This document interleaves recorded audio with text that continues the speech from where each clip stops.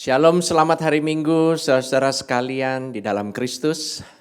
Kita telah memasuki bulan Agustus dan pada minggu ini saya ingin memberitakan firman Tuhan yang berkaitan dengan apa yang terjadi, yang ada di sekitar kita saat ini. Tetapi sebelumnya seperti biasa pada awal bulan saya ingin mendoakan kepada saudara-saudara semua yang mendengarkan maupun menonton acara YouTube ini, Church Online, karena kita saat ini sedang mengadakan online services, dan kita ingin mendoakan teman-teman semuanya yang berulang tahun pada bulan Agustus, dan anniversary untuk pernikahannya pada bulan Agustus ini.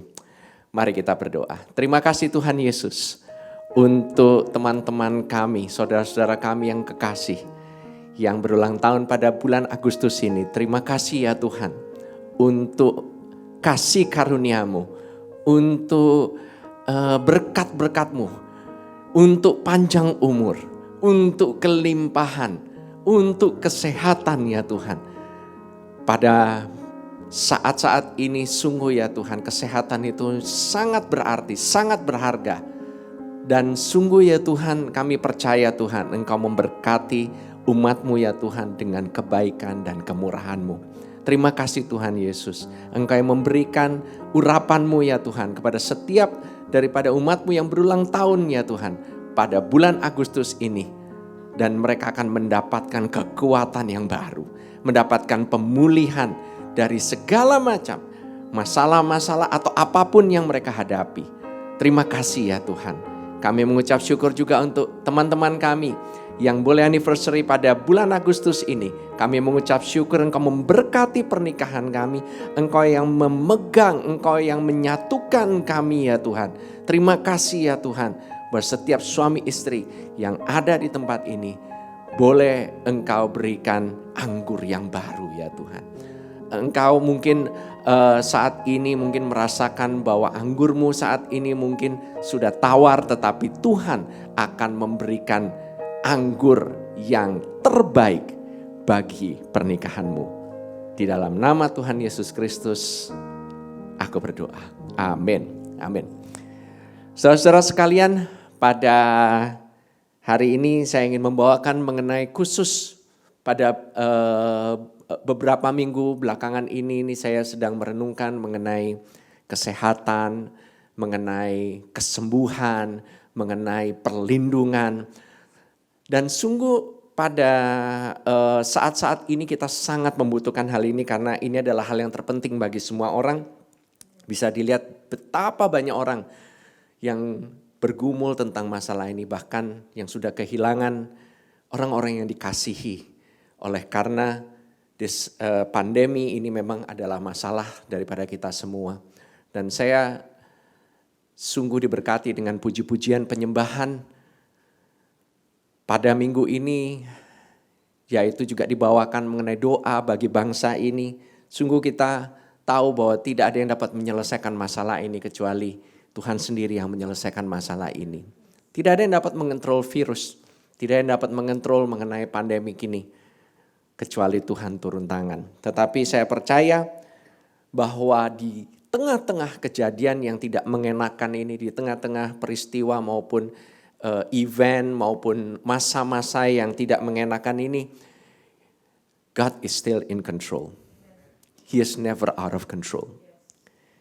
Dan saudara-saudara, kalau saudara-saudara lihat, semakin kita merasakan takut, semakin kita merasakan begitu seolah-olah kekhawatiran atau banyak mungkin berita-berita yang mengkhawatirkan, banyak kejadian-kejadian yang tidak mengenakan. Justru semakin kita takut, semakin real kejadiannya. Semakin kita merasakan, semakin real. Justru pada saat, saudara-saudara pernah perhatikan gak? Kalau saudara-saudara mendengarkan berita gitu ya, waduh, mengenai banyak orang-orang di sekitar yang mungkin terpapar begitu ya. Seakan-akan badan kita ini ikut-ikutan kayaknya kok gak enak ya, mulai merasa gak enak ya, mulai merasakan kayaknya saya kok merasa agak demam, saya kok merasa agak gak enak tenggorokannya. Dan saudara waktu rasa-rasakan, semakin rasa-rasakan semakin real, terus tau-tau beneran, iya ya kok gak enak nih, aduh ini jadi takut, Waduh, saya mesti cepet-cepet nih, mulai swab, mulai tes dan segala macamnya gitu. Dan seakan-akan saya barusan mendengarkan di HO atau Hangout, kita punya Carousel, ya, bahwa saat-saat ini itu udah nggak ada yang namanya flu. Yang ada semuanya COVID semuanya. Nggak pernah kedengeran lagi. Penyakit batuk, penyakit pilek, penyakit flu, demam, hilang semuanya. Yang ada cuma satu, yaitu either positif atau negatif. That's it. Which is saat-saat ini seperti seperti wabah begitu ya. Seperti ada sesuatu yang sedang there's an evil thing atau sesuatu yang jahat sedang mengelilingi kita seolah-olah. Oke? Dan ini kalau saudara lihat, ini sepertinya serupa dengan dulu itu ada kejadian seperti ini beberapa ribu tahun yang lalu di padang gurun, di tengah-tengah bangsa yang namanya Israel itu, ada kejadian serupa di mana ular itu lagi menyerang. Lagi menyerang perkemahan daripada orang Israel, seakan-akan seperti ada wabah yang mengelilingi mereka. Seolah-olah seperti ada ular gitu ya, kayaknya lagi mematukin mereka masuk ke perkemahan mereka dan mereka nggak berkuasa sama sekali untuk mencegah ular itu masuk. By the way, selama mereka berjalan di padang gurun itu, selama mereka berkemah, itu nggak pernah ada ular sama sekali, nggak pernah, cuma satu kejadian itu aja. Just only that one time. Selama ini ularnya di mana?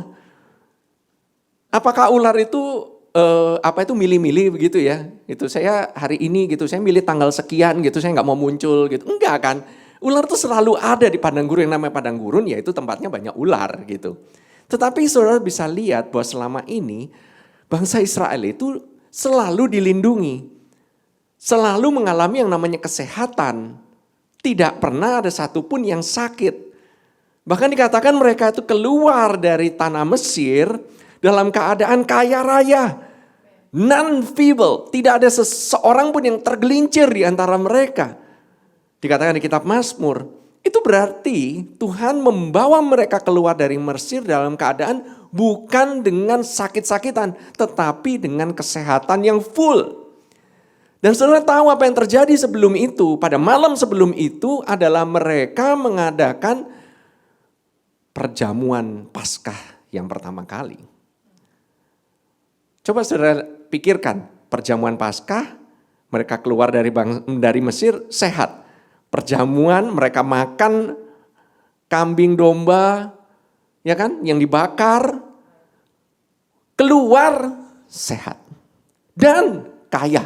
Wah, berarti ada kuasa dong dalam perjamuan itu kan, ada relasinya, ada hubungannya begitu. Karena perjamuannya bukan di ritual perjamuannya, tetapi maknanya apa di balik perjamuan Paskah itu. Dan saudara, saya ingin kembali lagi gitu ya.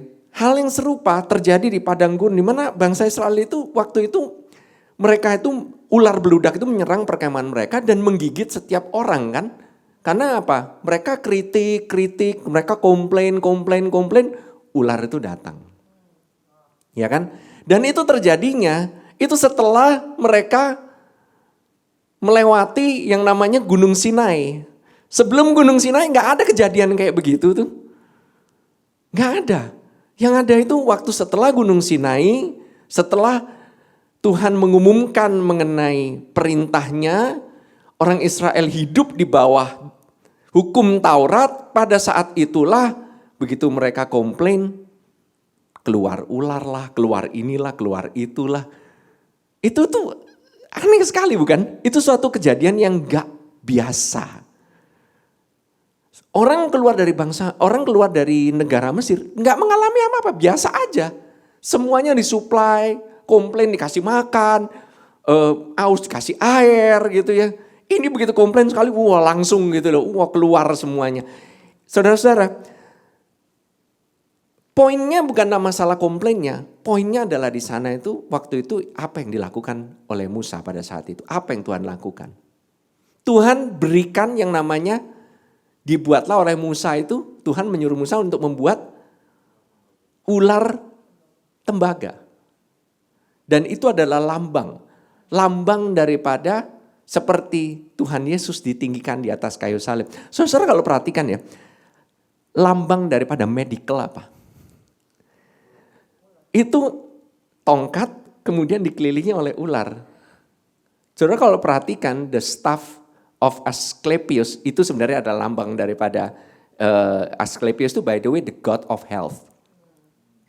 Itu dari bangsa Yunani. Tetapi mereka dapat dari mana? Where do they get it from gitu loh. Ya kan? Mereka bikin mitologi tetapi interestingly kenapa mesti tongkat terus kemudian dikelilingi oleh ular. By the way ada yang di Amerika jadi staff of Caduceus yaitu tongkatnya dewa Hermes gitu yang melambangkan commerce gitu ya. Yang itu kebetulan salah kaprah dipakai di Amerika sebagai lambangnya dokter gitu ya. Itu 2 ular bahkan. Tapi di atasnya ada wingsnya. Nanti saudara akan melihat di PowerPoint itu ada lambang-lambangnya. Dan kalau saudara sekarang ini gitu ya, yang paling sering dicari apa? Dokter bukan? Kesembuhan bukan? Orang mencari kesembuhan, telemedicine semuanya ya kan? Kemudian yang kedua yang paling sering dicari apa? Tempat obat, apotek, lambangnya ular juga. Ular mengelilingi bowl, is the hygiene bowl. Itu semua lambang mengenai kesembuhan. Why? Saya percaya karena ada kisah ini. Yaitu di waktu dulu Musa membuat ular dari tembaga. Tembaga melambangkan apa? The judgment, penghakiman. Dikatakan Yesus bukannya sama dengan ular tapi dia dibuat menyerupai ular itu sendiri, menyerupai dosa. Jadi seolah-olah dosa itu sudah dihakimi dan orang yang memandang kepada pekerjaannya yang sudah selesai, memandang kepada ular itu nggak ada syarat ya. Oh kamu harus membasuh dirimu dulu gitu. Orang lagi digigitin ular gimana mau basuh diri? Orang lagi digigitin ular tuh lagi sakit, tengah-tengah lagi sakit. Yang mereka butuhkan apa? Kesembuhan. Yang mereka butuhkan apa? Mujizat. Yang mereka butuhkan apa? Instant result. Orang yang lagi sakit, apalagi kena COVID gitu, yang mereka butuhkan saat itu, bahkan dikatakan ada obat nggak sebenarnya? Nggak ada kan? Hanya imun tubuhnya mereka yang bisa melawan atau enggak. That's the only thing. Siapa yang memberikan imun tubuh itu? Only God can give that. Dan orang yang percaya akan ular, memandang kepada ular itu bukan hanya memandang ya. Bahasa aslinya itu memperhatikan dengan sungguh-sungguh. Tapi masalahnya gini, lagi digigit ular, disuruh memandang. Lagi digigit ular, suruh memandang gitu. Musa waktu bikin ular tembaga itu waktu ditaruh, ditinggikan itu, dia bilang pandang ular itu, kamu lihat ular itu, kamu lihat ular tembaga itu. No. The bite is more real. Lihat. Ini loh, yang sekarang ini loh, yang real ini loh. Yang real apa? Sakit ini loh. Ambil Holy Communion. Kalau kamu sakit, kamu mengalami COVID, ambil Holy Communion. No. Lebih sakit sekarang ini, lagi ngep. Lagi sakit tenggorokan. No, Holy Communion belakangan. Is that what you're saying? The same thing. Ini hal yang sama yang sedang terjadi saudara. Lambang daripada dosa itu sendiri telah ditinggikan. He was condemned so that we might live. Dia itu dihakimi di atas itu supaya kita mengalami kehidupan. Supaya kita orang yang memandang ular itu dia sembuh. Can you imagine separuh sembuh, separuh mati itu. Banyak orang yang mati juga, nggak semuanya percaya. Nggak semuanya mau dikasih tahu itu pun mau. Udah dikasih lihat di depan mata pun belum tentu ada yang mau nurut. Enggak lah, saya lebih percaya ini daripada percaya sama Tuhan Yesus. Take your medicine. Take whatever needs. Tapi you know that your healing, kesembuhanmu itu datangnya dari atas. Know that. Amen. Keep looking at our redemption. Not our resolution. Coba tetap pandang pada penebusannya. Bukan pada kekuatan kita untuk menyelesaikan masalah itu. Amin. Di kitab Maleakhi, Kita akan masuk pada firman Tuhan di kitab Maleakhi pasal yang keempat ayat yang kedua. Dikatakan demikian. Tetapi kamu yang takut akan namaku. Ini saya udah pernah beritakan juga pada bulan yang lalu. Bagimu akan terbit surya kebenaran dengan kesembuhan pada sayapnya. Kamu akan keluar dan berjingkrak-jingkrak seperti anak lembu lepas kandang. But to you who fear my name, the Son of Righteousness shall rise with healing in his wings, and you shall go out and grow fat like stall-fed calves. Oke, Son of Righteousness, surya kebenaran. Kebenaran berbicara mengenai Injil kebenaran, mengenai percaya kepada kabar yang baik, mengenai pekerjaan Tuhan Yesus yang telah selesai di atas kayu salib. Saudara, kenapa kok kita keep preaching? Kenapa kok saya tetap terus-menerus mengkhotbahkan ini dari tahun ke tahun, dari bulan ke bulan? Karena apa? Ini loh, masalahnya to you who fear my name, orang yang takut akan nama Tuhan, surya kebenaran itu, matahari kebenaran itu akan timbul. Dan apa?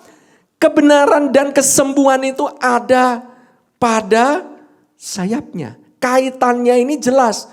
Link dari righteousness, kebenaran, surya kebenaran, dan kesembuhan pada sayapnya.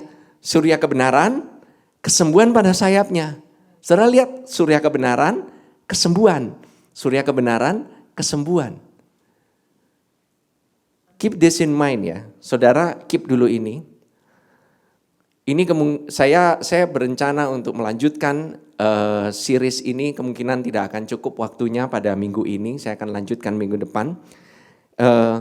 Dikatakan kesembuhan pada sayapnya. Ini saudara ingat-ingat, saudara taruh pembatas di Alkitab, di mana gitu ya, di bookmark it, kesembuhan pada sayapnya. Kesembuhan pada sayapnya ini. Ini nanti akan ada di seri kedua. Jadi kalau saudara nonton, ada apa? Avenger, ada Infinity War, ada Endgame. 2 parts. One movie, 2 parts.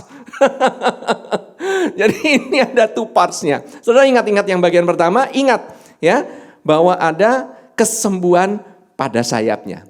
By the way, lambangnya tadi yang dibilang itu ya, yang staff of Caduceus itu, ular di atasnya ada sayap. Interestingly, mau dipakai kayak gimana pun, itu sebenarnya dunia sedang melihat. Lambang ambulan apa? Cross. Mau gimana pun ada kaitannya. Ini nih ada kaitannya saudara. Ini saudara lihat ya, kita kembali lagi. Righteousness, pekerjaan surya kebenaran itu seperti pekerjaan Yesus yang telah selesai di atas kayu salib. Dikatakan kalau Musa meninggikan lambang ular di atas tongkat itu berarti kamu melihat ke atas. Kalau melihat ke atas berarti melihat kepada matahari kan? Melihat kepada surya itu kan? You watch through the sun. You watch the sun. Nah, righteousness, kebenaran, yaitu di mana your lawless deeds, dia nggak melihat lagi. Yang dia ngelihat itu apa? Bukannya, kamu udah bertobat belum? Kamu tobat nggak dari kamu punya dosa? Baru aku sembuhkan kamu. Enggak, pandang. Dia katakan, bukan berdasarkan perbuatanmu. Di kitab Roma pasal 4 ayat 6 sampai 8 dikatakan juga, seperti juga Daud menyebut berbahagia orang yang dibenarkan Allah. Bukan berdasarkan perbuatannya. Orang dibenarkan Allah bukan berdasarkan perbuatannya. Ini yang ngomong bukan saya. Gimana caranya pastor? Orang gak dibenarkan berdasarkan perbuatan, mesti benar dong. Kamu mesti benar dong. Harus taati ini dan itu dong. Baru kamu bisa dibenarkan perbuatanmu. Ini dikatakan. Seperti juga Daud menyebut berbahagia orang yang dibenarkan Allah bukan berdasarkan perbuatannya. Ini dia berkata, it's only by grace. Kita ini sembuh ini only by grace. Bukan karena kamu jago minum obat, kamu pinter milih obat, ngeracik obat begini begitu. Kamu ngeracik obat jadi tambah salah minum obat, jadi tambah sakit loh. Orang bisa tambah sakit. Berbahagialah orang yang diampuni pelanggaran-pelanggarannya dan yang ditutupi dosa-dosanya. Berbahagialah manusia yang kesalahannya tidak diperhitungkan Tuhan kepadanya. Dia nggak berkata berbahagialah manusia yang kesalahannya tidak diperhitungkan orang kepadanya. Karena orang selalu memperhitungkan kesalahan kita. Orang bisa nyinyir, orang bisa ngomong apapun. Caramu salah. Ada yang pertama kali bilang, ya hirup minyak kayu putih. Supaya itu akan menyembuhkan COVID. Ntar ada yang bilang, minyak kayu putih tidak menyembuhkan apapun juga. Dia hanya bikin supaya lebih enak, supaya lebih lega. Gitu doang. Jadi yang percaya yang mana gitu. Whatever that you wanna believe lah. Sekarang ini di sosmed kayak begitu semuanya kan. Orang mau lakukan apapun juga salah. Tetapi dikatakan berbahagialah manusia yang kesalahannya tidak diperhitungkan Tuhan kepadanya. That's the key point. That is righteousness. Itulah kebenaran yang sesungguhnya. Amin. Nah, righteousness ini kalau engkau percayakan hal ini hubungannya dengan kesembuhan. Kebenaran itu kaitannya dengan kesembuhan. Dan kesembuhan itu ada pada sayapnya. Nah, sayap itu berkaitan dengan kesembuhan. Tapi nanti saudara lihat, sekarang ini saya mau bahas mengenai mataharinya dulu. Saudara ingat berjemur di matahari? Semua ahli juga udah percaya matahari berjemur di matahari gitu. Itu bagus untuk tubuh, ya kan? Bagus untuk kesehatan, membangun imunitas. Betul? Membangun imunitas supaya apa? Engkau tuh sehat. Intinya kan di situ. Imunitas kita naik, kita bisa melawan virusnya, betul? Prinsipnya kan di sana, karena virus nggak ada obatnya kan? Jadi imunitas kita naik, kita bisa melawan virusnya. Saudara berjemurlah di matahari kebenaran supaya engkau sembuh dan sehat dan tubuhmu punya imunitas terhadap segala penyakit ini. Nah, berjemurnya kapan, Pastor? Berjemurnya kapan di bawah sinar matahari? Kalau sinar matahari kan jam 10 sampai jam 1. Ada yang bilang jam 9 sampai jam 11 gitu. Kalau berjemur di bawah matahari kebenaran, gak ada jam, gak ada batas. Semakin berjemur, semakin sehat. Amin. Semakin berjemur, semakin sehat. Jadi berjemurlah sering-sering di bawah sinar matahari kebenaran. Semakin engkau dengar tentang kabar kebenaran, bukan karena perbuatanmu, kamu semakin sehat, imunmu semakin kuat. Amin, amin. Nah, stall-fed calves. Nah, ini anak lembu lepas kandang. Kalau saya ngelihatnya stall-fed calves ini kayak lembu yang dikasih makan di kandang. Saudara tahu kan kalau lembu dikasih makan di kandang, itu kasih makannya banyak banget gitu loh. Banyak banget. Lembu yang baru lepas kandang, by the way, kalau dia kebiasaan dikandangin. Saudara mungkin minggu yang lalu teman-teman kita semua mengadakan hari raya kurban. Nah, waktu kurban banyak lembu yang lepas kan. Itu seneng banget gitu, begitu lepas langsung jalan dia. Dia nggak akan peduli gitu orang di mana kayak di jalan raya kayak, yang penting dia lepas. Berjingkrak-jingkrak kan. Melambangkan apa? A life of youth. Penuhan dari energi. Banyak energinya itu. Ya dilepas gitu loh. Seperti ada kemudahan, the renewal of youth. Saudara yang ada, yang mendengarkan saat ini, when you're hearing this word, waktu engkau memandang terus kepada surya kebenaran itu, pertama, kamu akan mengalami kesehatan. Yang kedua, kamu akan mengalami, yang pertama kamu akan mengalami kesembuhan.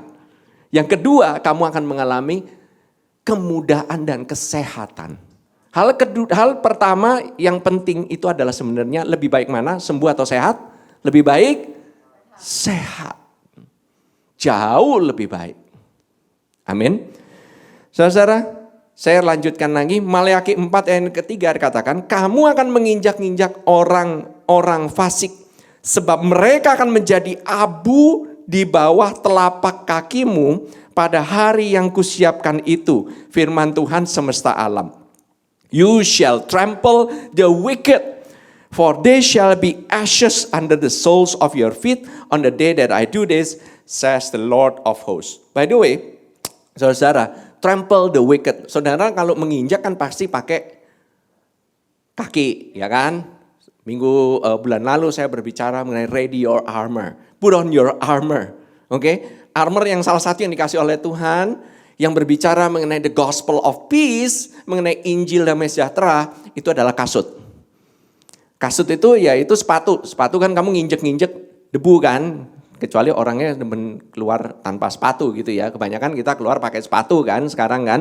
Jadi debu itu adanya di bawah kaki kamu. Debu itu gak supposedly kamu tuh kena ke atas-atas. Debu itu ada di bawah kaki kamu. Dan trample the wicked ini bukan berbicara mengenai orang ya, by the way ya. Bukan yang injek-injek orang. Tetapi kita ngomongin the wickedness of this age now. Kejahatan di seluruh dunia ini atau dibilang hal yang jahat di permukaan bumi ini yang semua orang ngalamin saat ini apa? It's sickness. Sakit penyakit. Jadi kalau kita bilang the evil thing, sakit penyakit, itu hubungannya itu semuanya itu mengenai hal itu. Enggak ada yang bilang sakit penyakit itu baik. This is bad. This is evil. But you shall trample the wicked. Itu ada di bawah kakimu. Kamu yang nginjek-nginjek itu. Debu itu you will crush them under your feet. Bulan yang lalu saya khotbah mengenai the Lord of peace and the peace of God. The Lord of peace will crush Satan. Dia akan menginjak-injak itu ular itu. Kamu bukannya diinjak-injak oleh ular itu, bukan diinjak-injak oleh sakit penyakit, tapi kamu menginjak sakit penyakit. It's under your feet. Kasut itu menginjak juga ular dan kalajengking, hal yang berbahaya. That is your armor. Peace is your armor. Peace itu armornya kamu. Kamu pakai, saudara. Oke? Supaya nggak debuan pakai kasut. Kita jalan keluar. Kalau habis jalan keluar gimana? Biasanya kakinya berdebu kan? Kena debu lah sedikit-sedikit lah nempel. Nggak cuma di bawah kaki, tapi kakinya berdebu. Sebab itulah biasanya kita cuci kaki. Waktu engkau berjalan di permukaan bumi ini, kamu mendengar setiap saat berita buruk dari TV, berita buruk, sokmed berita buruk, ini segala macam, ini mana yang bingung, semuanya pada bingung, semuanya khawatir, itu seperti debu yang menempel. Yang kamu lakukan apa? You wash the feet with the word. Seperti Tuhan Yesus membasuh murid-muridnya dengan air, demikian juga engkau membasuh kehidupanmu pada saat engkau berjalan di atas permukaan bumi ini dengan apa? Firman. Amin. Air itu melambangkan firman. Gak bisa. Saudara kalau misalnya lagi ke rumah gitu ya, pulang ke rumah gitu ya. Ada gitu yang cuman dilap-lap doang, pakai tisu gitu atau cuman dilap pakai lap kering gitu. Nggak mau lah, itu lapnya setengah-setengah. Sekali cuci pakai air kan. Langsung diguyur pakai air. Nggak dilap pakai lap kering begitu, nggak bakalan beres debunya. Debunya cuma dipindah-pindahin doang. Amin. Saudara, when you listen to the word, jangan listen setengah-setengah. When you trust the word, waktu engkau percaya akan firman-Nya, jangan percaya setengah-setengah. Cuci dengan baik, cuci dengan radical. You want radical result? Believe radically. You want radical result? Believe the gospel radically. Jangan setengah-setengah.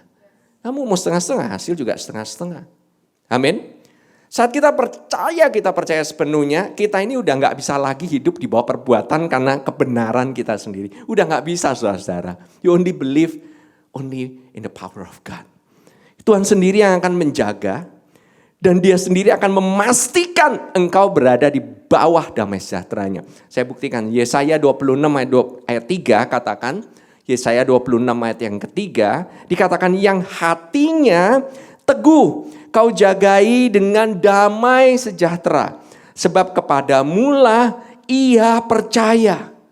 You will keep him in perfect peace. Can you imagine? Peace itu artinya juga bukan hanya damai sejahtera, tapi juga mengalami keselamatan, mengalami perlindungan. That's peace. That's shalom.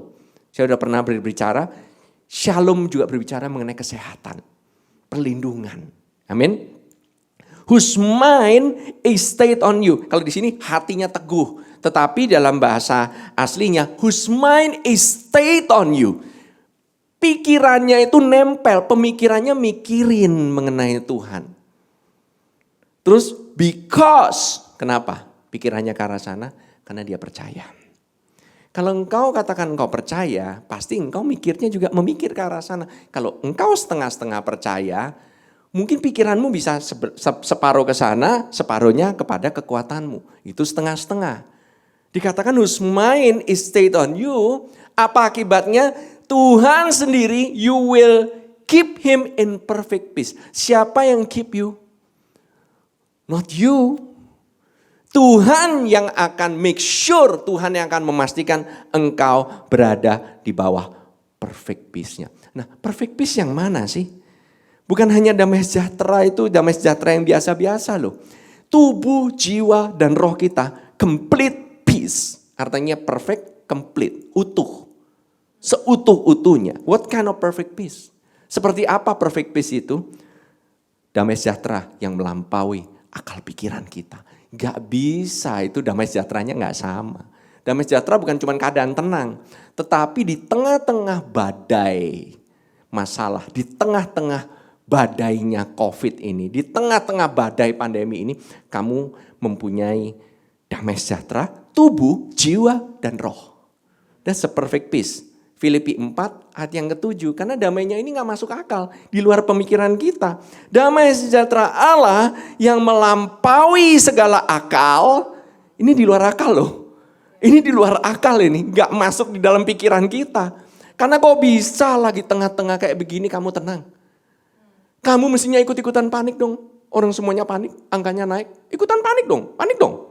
Panik gak? Panik gak? Ya panik lah.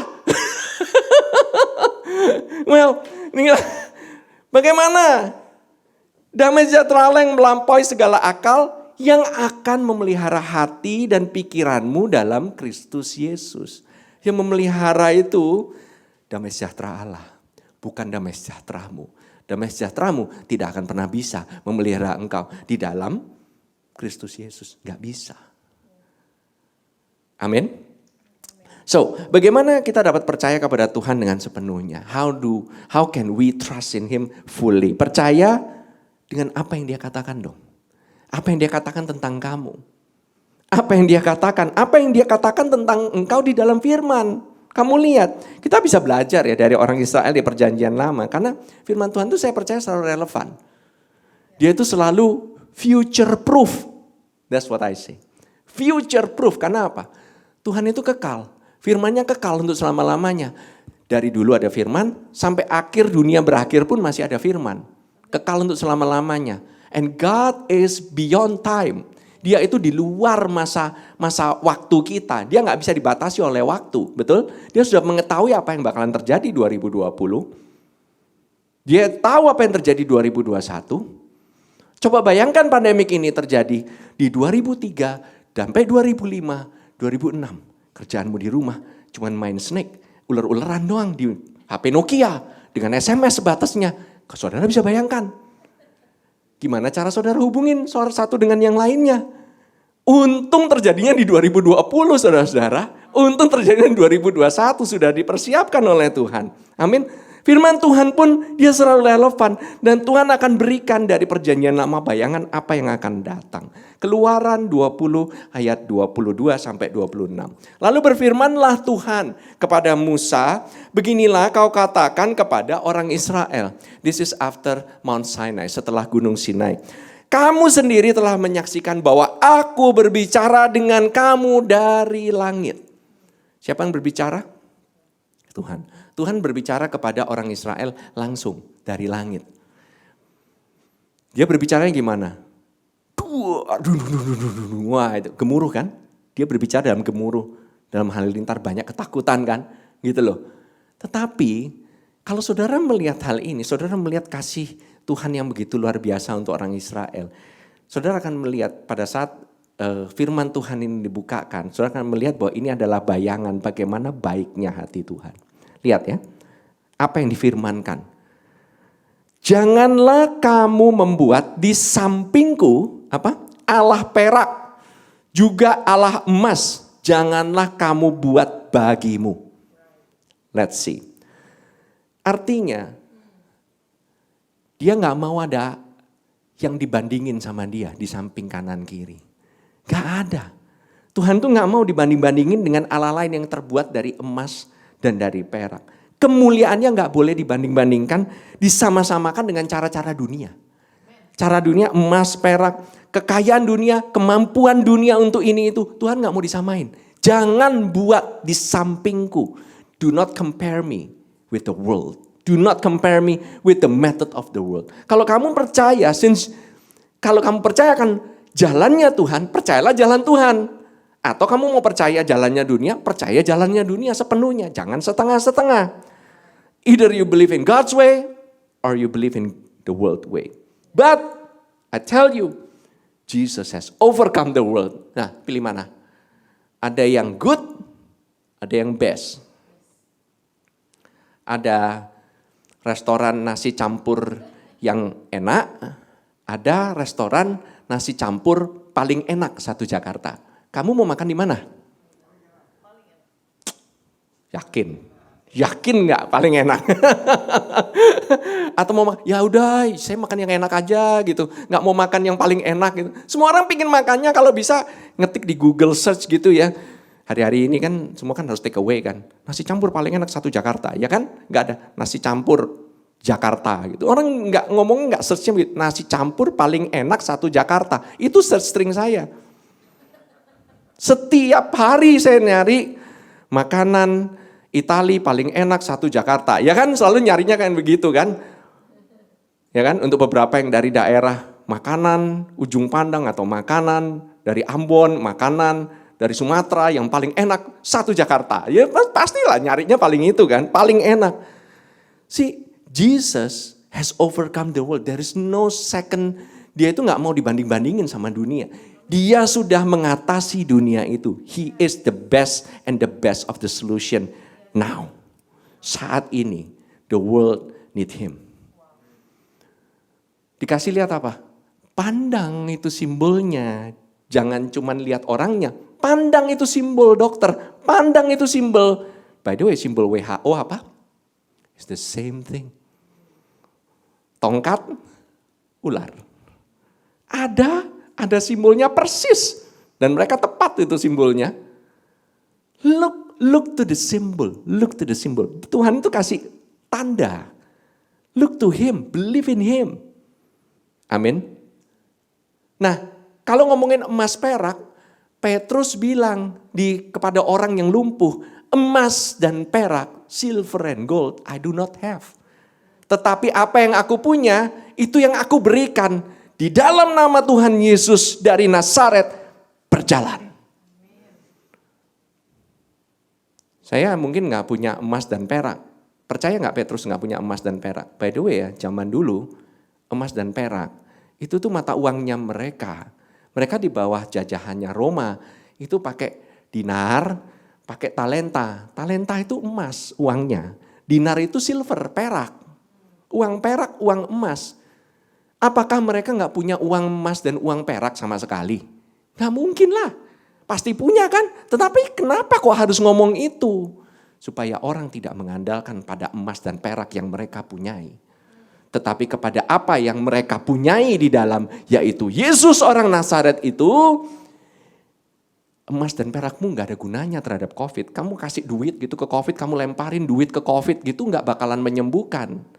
Tapi Yesus yang ada di dalam kita, itu yang menyembuhkan.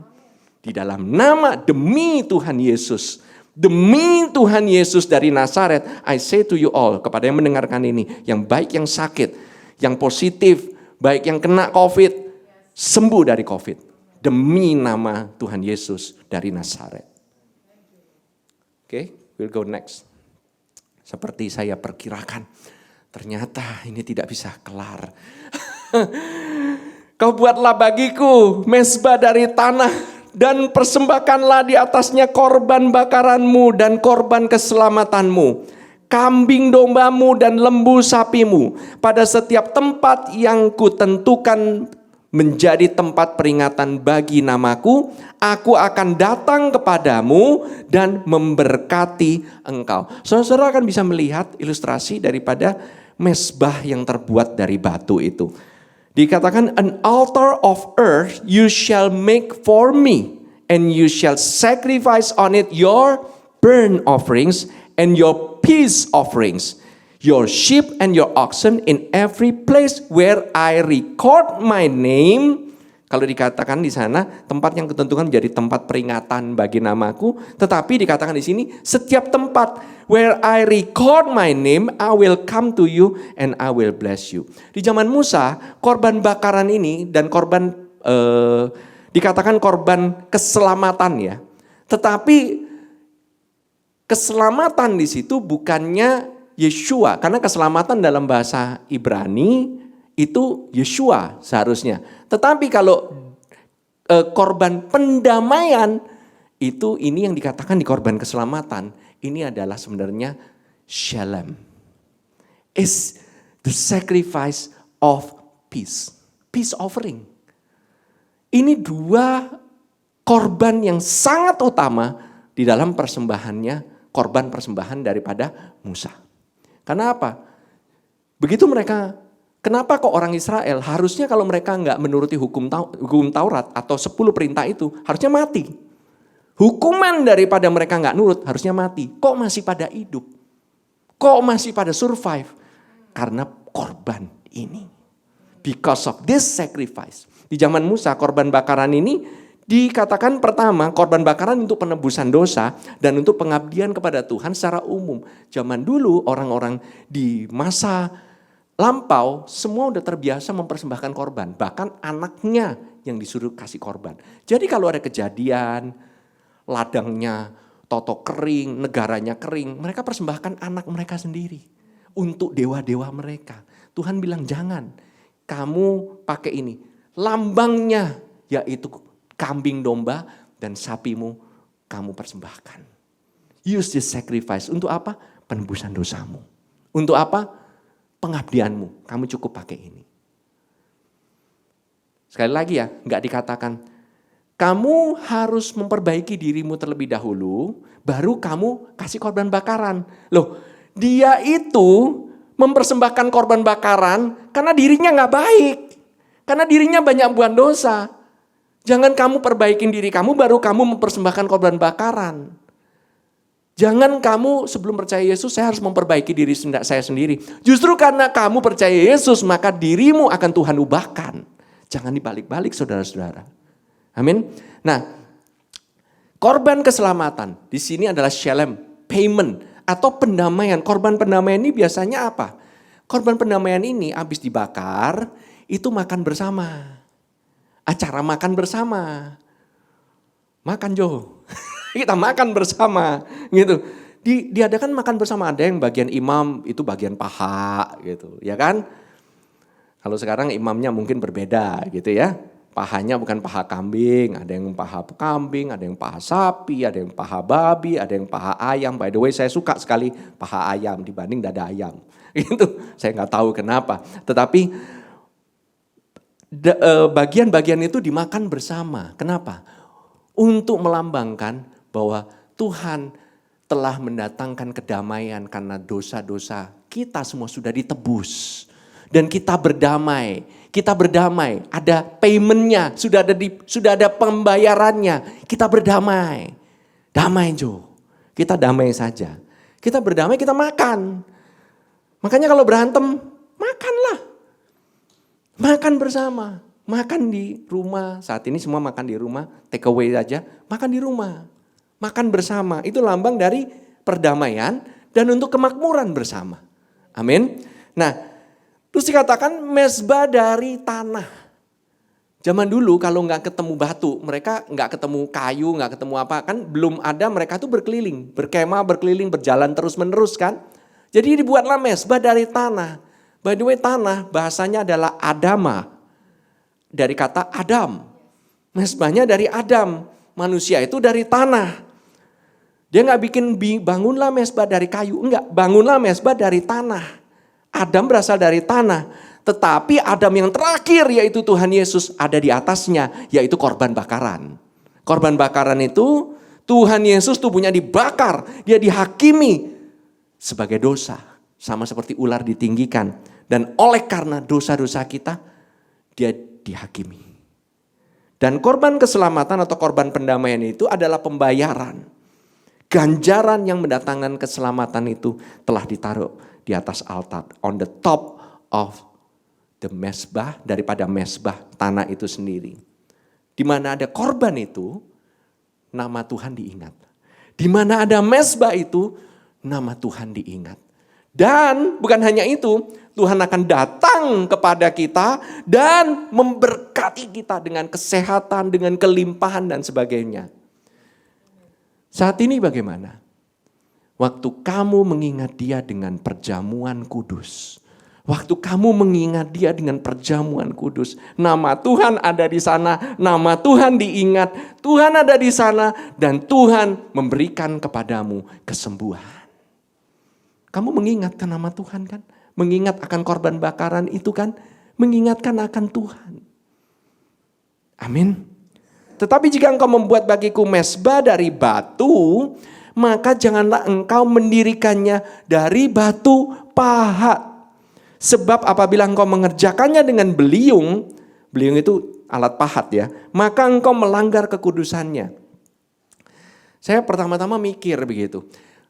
Kan bagusan kalau mesbah itu ya rapi dong, dirapiin. Kenapa mesbah berantakan? Kenapa kok Tuhan bilang melanggar kekudusan? Bukankah kerapian dan kebersihan itu adalah lambang daripada kekudusan? Di sini dibilang, jika engkau membuat mesbah bagiku mesbah dari batu, jangan kau mendirikannya dari batu pahat. Berarti batunya mesti dicari dong, satu sama lain supaya fit. What does it mean? Juga ayat 26, juga jangan engkau naik tangga ke atas ke mesbahku supaya auratmu jangan kelihatan di atasnya. Nah, gak boleh naik tangga. Bukannya kalau naik tangga, bayangin ya saudara ya, anggap kata altar ini atau pulpit ini, mimbar ini mesbah. Kan kalau pakai tangga, bawa kambing domba kan lebih gampang taruhnya. Tapi di sini gak boleh pakai tangga, kan lebih susah. Mengorbankan lebih susah, mesti diangkat-angkat. Mesti 2 orang, gak bisa. Saudara pernah ngangkat kambing? Pernah saudara mengangkat kambing sendiri? Atau ngangkat sapi sendiri ke atas? Susah, harus ngangkatnya beramai-ramai.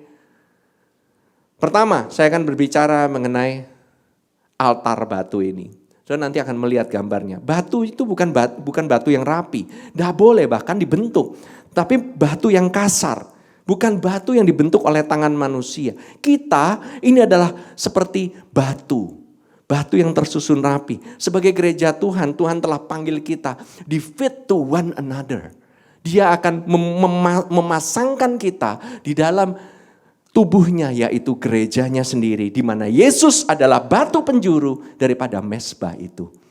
Dia adalah batu penjuru daripada GBC. Dia adalah batu penjuru daripada gereja Tuhan dan tidak dibentuk oleh tangan manusia. GBC nggak didirikan oleh tangan manusia, saudara-saudara.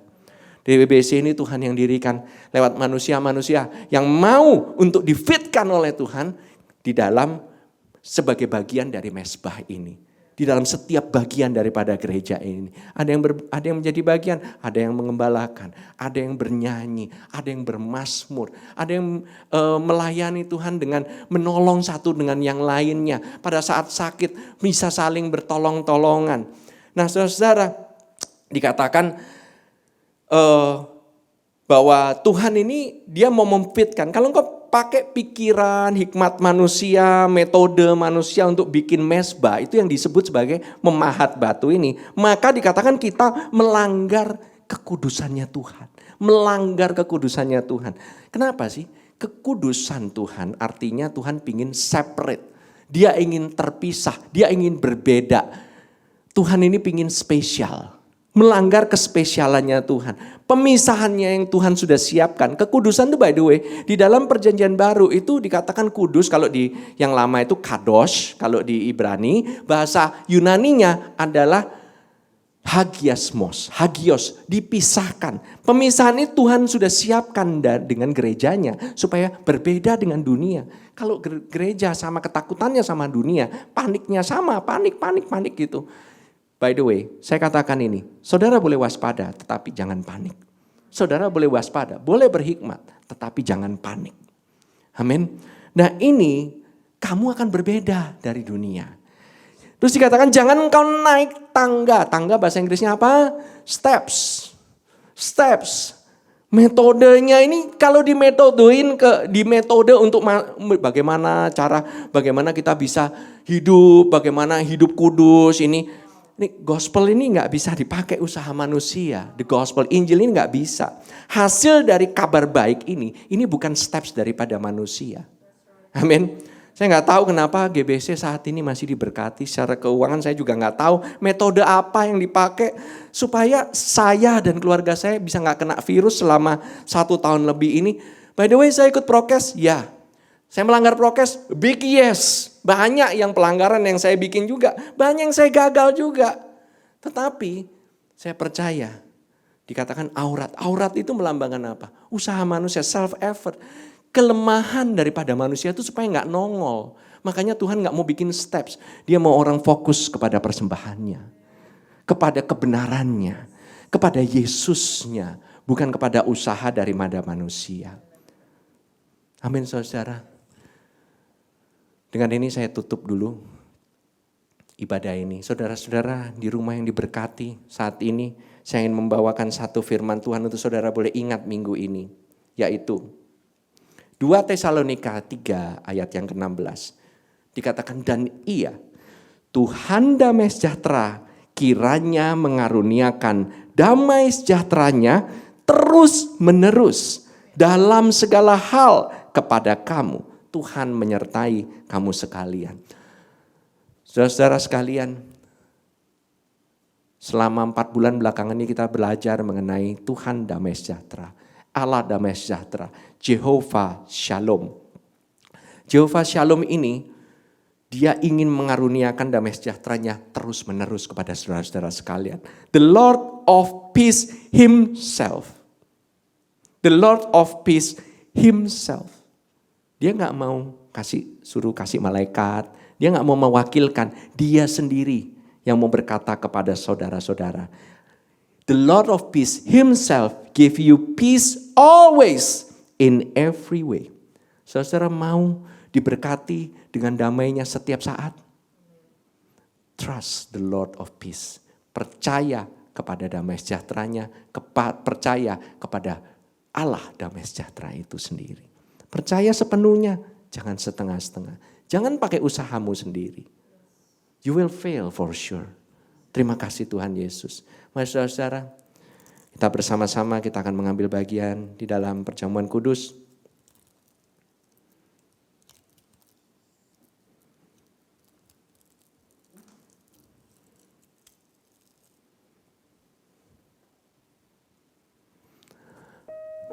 Terima kasih Tuhan Yesus untuk tubuh-Mu yang dipecah-pecahkan bagi kami.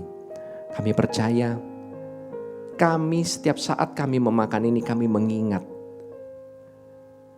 korban bakaran, korban keselamatan, the burnt offering, the peace offering. Kami percaya bahwa kami telah didamaikan dengan-Mu. Oleh karena tubuh ini, terima kasih Tuhan Yesus, di mana nama-Mu diingat, di mana Engkau diingat, Engkau ada di sana dan memberikan kepada kami kesembuhan itu. Memberkati kami dimanapun kami berada. Dan damai sejahteranya boleh turun ke atas kami. Terus menerus, senantiasa. Terima kasih Tuhan Yesus. Kami mengucap syukur untuk tubuh-Mu yang memberikan kepada kami kesembuhan total. Dalam nama Yesus kami berdoa, kami makan bersama.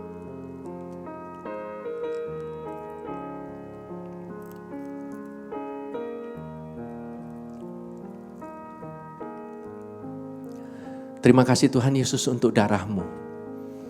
Darah perjanjian yang berkata bahwa dosa telah ditebus. Pelanggaran dan kesalahan kami tidak diperhitungkan. Mungkin kami banyak salah, mungkin kami banyak gagal. Yes. Tetapi kami percaya bukan oleh karena kebenaran kami, bukan oleh karena kesalahan kami. Engkau ya Tuhan mau berbelas kasihan kepada kami. Tapi karena oleh darah ini, kami melihat darah ini sungguh darah yang berharga. Darah yang telah dicurahkan di atas kayu salib. Yesus boleh ditinggikan di atas segala permasalahan kami. Engkau memberkati kami, Engkau melindungi kami dengan darah ini. Terima kasih Tuhan Yesus, kami ucap syukur, kita minum darah ini bersama-sama. Thank you.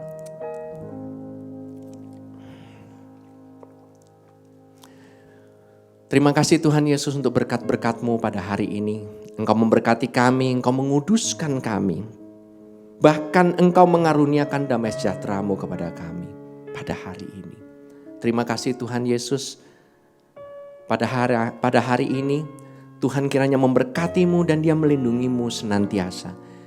Dan Dia wajahnya bersinar kepadamu dengan wajah yang penuh dengan kebenarannya, bersinar kepadamu dan memberikan kepadamu kebaikannya demi kebaikannya, kasih karunia-Nya demi kasih karunia-Nya. Dan Tuhan menghadapkan wajahnya kepadamu dan memberikan kepadamu damai sejahtera-Nya. Di dalam nama Tuhan Yesus Kristus, biarlah seluruh umat yang saat ini boleh disinari oleh sinar surya kebenaran ini, boleh berkata, amin, amin. Shalom saudara-saudara, selamat hari Minggu. Saya berdoa saudara-saudara senantiasa dalam keadaan sehat-sehat saja dan baik-baik saja. Dan biarlah Allah damai sejahtera melindungi saudara-saudara sekalian dengan damai sejahtera-Nya senantiasa. Always in peace. Shalom. Selamat hari Minggu.